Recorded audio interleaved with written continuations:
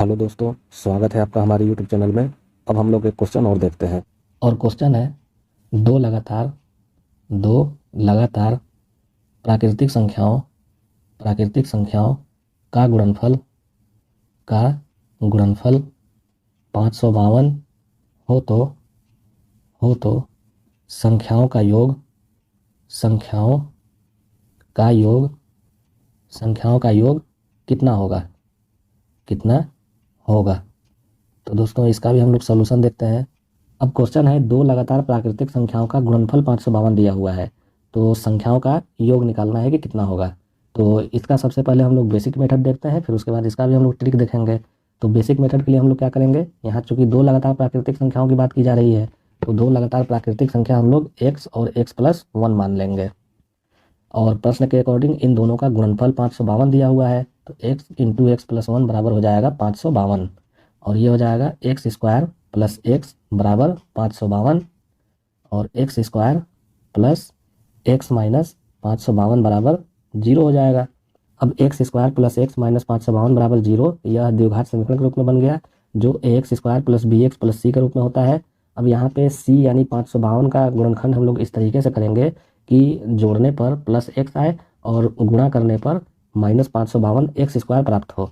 तो ये हो जाएगा x² plus 24x minus 23x minus 552 बराबर 0। अब यहाँ से x को हम लोग कॉमन कर लेंगे तो x प्लस 24, और यहाँ से माइनस 23 को कॉमन कर लेंगे तो x प्लस 24 बराबर 0। फिर x प्लस 24 एक ब्रैकेट में हो जाएगा और दूसरे ब्रैकेट में हो जाएगा x माइनस 23 बराबर 0। अब x बराबर हो जाएगा माइनस 24 और प्लस 23, और प्राकृतिक संख्या माइनस में नहीं होती है तो माइनस 24 कैंसिल हो जाएगा, तो छोटी संख्या हो जाएगी, छोटी संख्या ये हो जाएगी 23, और बड़ी संख्या हो जाएगी, बड़ी संख्या को हम लोगों ने माना है x+1, तो ये हो जाएगा 23 + 1 यानी 24। और दोनों संख्याओं के योग की बात की जा रही है, तो योग हो जाएगा 23 + 24 बराबर 47, और यही हो जाएगा आंसर। तो दोस्तों इस टाइप के क्वेश्चन जब भी एग्जामिनेशन में पूछे कि जब लगातार प्राकृतिक संख्याओं का गुणनफल दिया हो तो सबसे बड़ी संख्या या सबसे छोटी संख्या या संख्याओं का योग कितना होगा, तो चूंकि यहाँ प्रश्न में दो लगातार प्राकृतिक संख्याओं की बात की जा रही है, तो हम लोग दो लगातार प्राकृतिक संख्या x और x+1 मान लेंगे, और इनका गुणनफल 552 है, तो x इंटू x+1 बराबर 552 कर देंगे, और इसको हल करके यहाँ पे x का मान निकाल लेंगे जो माइनस 24 और प्लस 23 मिला है। और चूंकि प्राकृतिक संख्या माइनस में नहीं होती है इसीलिए माइनस 24 कैंसिल हो जाएगा, तो जो x की वैल्यू मिलेगी वो होगा केवल प्लस 23। और चूंकि x को हम लोगों ने माना है तो ये छोटी संख्या है और x+1 बड़ी संख्या है, तो x की वैल्यू जो 23 प्राप्त हुई ये छोटी संख्या हो जाएगी, और इसमें हम लोग एक जोड़ देंगे तो ये बड़ी संख्या प्राप्त हो गई 24। और चूंकि प्रश्न में संख्याओं का योग कितना होगा पूछा जा रहा है, तो 23 और 24 दोनों को जोड़ देंगे तो जो वैल्यू मिलेगा 47, यही आंसर हो जाएगा। तो दोस्तों ये तो हो गया बेसिक मेथड, लेकिन मान लीजिए एग्जामिनेशन में अगर आपके पास इतना समय ना हो तो इसके लिए भी एक ट्रिक होता है, और ट्रिक ये है कि जैसे यहाँ लगातार प्राकृतिक संख्याओं का जो गुणनफल दिया हुआ है 552, अब ये देखिए कि ये जो गुणनफल है 552 यह किसके वर्ग के नज़दीक आ रहा है। क्योंकि गुणनफल की बात की जा रही है तो हम लोग वर्ग देखेंगे, और अगर योगफल की अगर बात की जाती तो हम लोग 552 में सीधे 2 से भाग दे देते हैं, जैसे ऊपर वाले क्वेश्चन में हम लोगों ने देखा था। लेकिन यहाँ पर गुणनफल 552 दिया हुआ है, तो जब गुणनफल दिया रहेगा तो हम लोग वर्ग चेक करेंगे कि कौन सी संख्या के नज़दीक इसका वर्ग आ रहा है, और जिसके नज़दीक इसका वर्ग आएगा तो वही संख्या हो जाएगा। तो इसका सेकंड मेथड या ट्रिक कह लीजिए क्या हो जाएगा। तो इसका सेकंड मेथड या ट्रिक देखने से पहले इसे मैं नोट करके लिख देता हूँ। नोट, दो लगातार प्राकृतिक संख्याओं के गुणनफल के नज़दीक जिसका वर्ग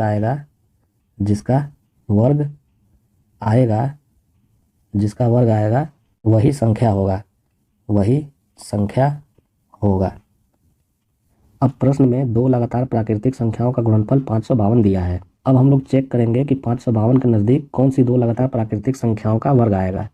तो एक तो होगा 23 का वर्ग जो 529 होगा, और दूसरा होगा 24 का वर्ग जो 576 होगा।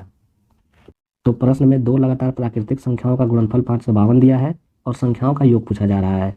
तो संख्याओं को निकालने के लिए ट्रिक क्या है कि जो दो लगातार प्राकृतिक संख्याओं का गुणनफल दिया रहेगा उसके नज़दीक जिसका वर्ग आएगा वही संख्या होगा।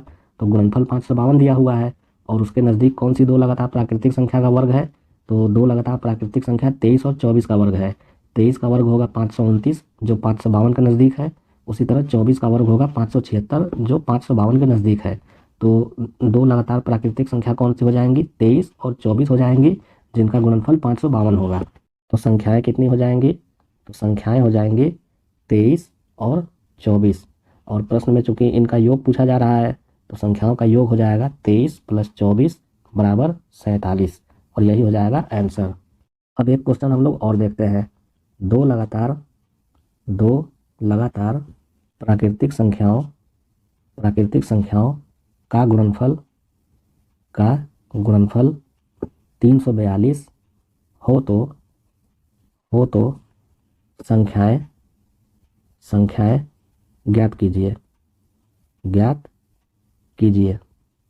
तो दोस्तों इसका हम लोग सॉल्यूशन देखते हैं। अब इस क्वेश्चन में भी दो लगातार प्राकृतिक संख्याओं का गुणनफल 342 दिया है।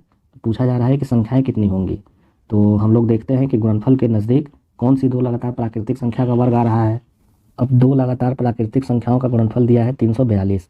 अब हम लोग ये देखेंगे कि 342 के नज़दीक कौन सी दो लगातार प्राकृतिक संख्या का वर्ग आएगा। तो एक तो होगा 18 का वर्ग जो 324 होगा, और दूसरा होगा 19 का वर्ग जो 361 होगा। तो संख्याएं कितनी हो जाएंगी? तो संख्याएं हो जाएंगी 18 और 19, और यही हो जाएगा आंसर। तो दोस्तों इस टाइप के क्वेश्चन जब भी एग्जामिनेशन में पूछे कि जब लगातार प्राकृतिक संख्याओं का गुणनफल दिया हुआ होगा तो संख्याएं कितनी होंगी, तो उसके लिए जैसे यहाँ गुणनफल 342 दिया हुआ है तो हम लोग इसका ट्रिक क्या देखेंगे कि 342 के नज़दीक कौन सी दो लगातार प्राकृतिक संख्या का वर्ग आ रहा है। तो दो लगातार प्राकृतिक संख्या 18 और 19 का वर्ग हम लोग चेक करते हैं। तो 18 का वर्ग आया 324 जो 342 के नज़दीक है। उसी तरह 19 का वर्ग आया 361 जो 342 के नज़दीक है। तो यही 18 और 19 दो लगातार प्राकृतिक संख्या हो जाएगा। तो और प्रश्न में पूछा भी जा रहा है कि संख्याएं कितनी है, तो संख्याएं 18 और 19 हो जाती हैं। अगर ये पूछा जाता है कि बड़ी संख्या कितनी होंगी तो 19। अगर ये पूछा जाता है कि छोटी संख्या कितनी होंगी तो ये हो जाता है 18। और अगर ये पूछा जाता है कि दोनों संख्याओं का योग कितना है तो इसको हम लोग जोड़ देते हैं तो ये आंसर हो जाता है। अब दोस्तों हम लोग देखते हैं दो लगातार प्राकृतिक संख्याओं के गुणनफल को पूर्ण वर्ग कैसे बनाया जाता है। दो लगातार प्राकृतिक संख्याओं के गुणनफल को पूर्ण वर्ग बनाना। तो दोस्तों जब भी दो लगातार प्राकृतिक संख्याओं के गुणनफल को पूर्ण वर्ग बनाना हो तो उसके लिए एक नियम होता है जो मैं लिख देता हूँ। कम से कम जोड़ने वाली संख्या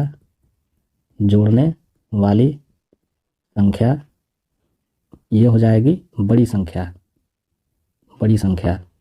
और कम से कम घटाने वाली संख्या ये हो जाएगा छोटी संख्या। अभी दोस्तों इसको हम लोग एक एग्जाम्पल से भी समझते हैं कि ये क्या लिखा हुआ है जो आपको आसानी समझ में आ जाएगा। अब जैसे एक एग्जाम्पल हम लोग देखते हैं और मान लेते हैं दो लगातार प्राकृतिक संख्या है 10 और 11 और इनका गुणनफल है 110।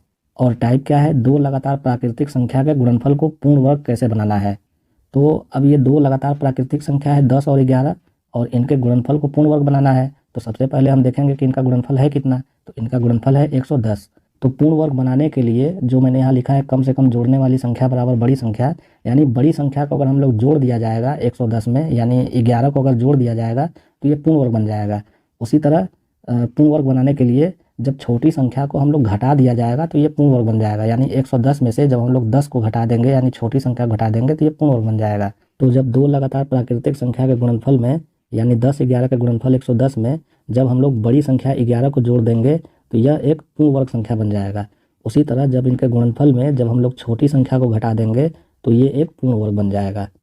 इसे मैं नोट करके लिख देता हूँ। नोट: दो लगातार प्राकृतिक संख्या के गुणनफल में बड़ी संख्या जोड़ने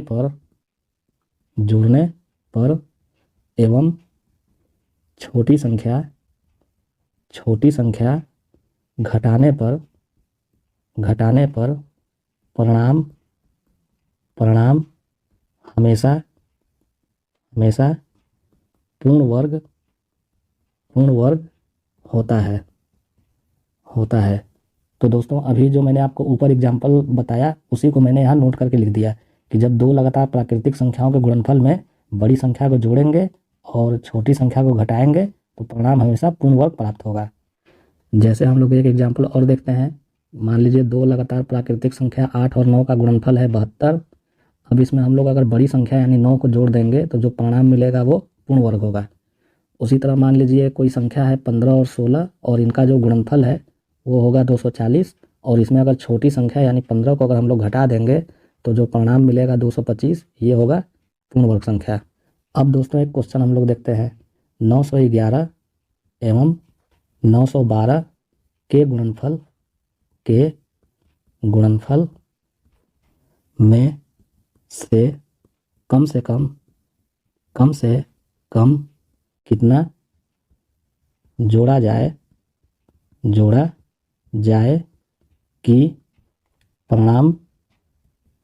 परिणाम पूर्ण वर्ग संख्या प्राप्त हो। तो दोस्तों इसका हम लोग सॉल्यूशन देखते हैं। दोस्तों ये क्वेश्चन एसएससी एग्जामिनेशन में पूछा जा चुका है कि 911 और 912 के गुणनफल में कम से कम कितना जोड़ा जाए कि परिणाम पूर्ण वर्ग संख्या प्राप्त हो। अब दोस्तों जिसे ये ट्रिक पता रहेगा तो उसके लिए तो ठीक है कि चलो दो लगातार प्राकृतिक संख्याओं के गुणनफल में बड़ी संख्या जोड़ने पर और छोटी संख्या घटाने पर परिणाम पूर्ण वर्ग प्राप्त होता है। जैसे यहाँ बड़ी संख्या जोड़ी गई तो परिणाम पूर्ण वर्ग प्राप्त हुआ, यहाँ छोटी संख्या घटाई गई तो परिणाम पूर्ण वर्ग प्राप्त हुआ, और ये दोनों लगातार प्राकृतिक संख्या थे। तो जिसको ये ट्रिक पता रहेगा वो तो इस क्वेश्चन को सोल्व कर लेगा, लेकिन जिसे नहीं पता रहेगा वो 911 और 912 का पहले गुणनफल निकालेगा, फिर उसको भाग विधि से निकालेगा और ये देखेगा कि कौन सा परिणाम है जो पूर्ण वर्ग संख्या प्राप्त हो रहा है, वही आंसर हो जाएगा उसका।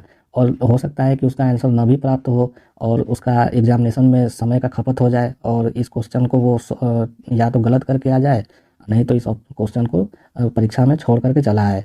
लेकिन दोस्तों जिसको भी ये ट्रिक पता रहेगा तो अब आप यहाँ देखिए कि ये 911 और 912 ये क्या है, ये दोनों लगातार प्राकृतिक संख्या है। तो जब 911 और 912 जब ये लगातार प्राकृतिक संख्या हो गई और इसको जब हम लोग गुणा करेंगे तो यहाँ परिणाम चाहे जो भी प्राप्त हो, मतलब आपको गुणा करके चेक नहीं करना है।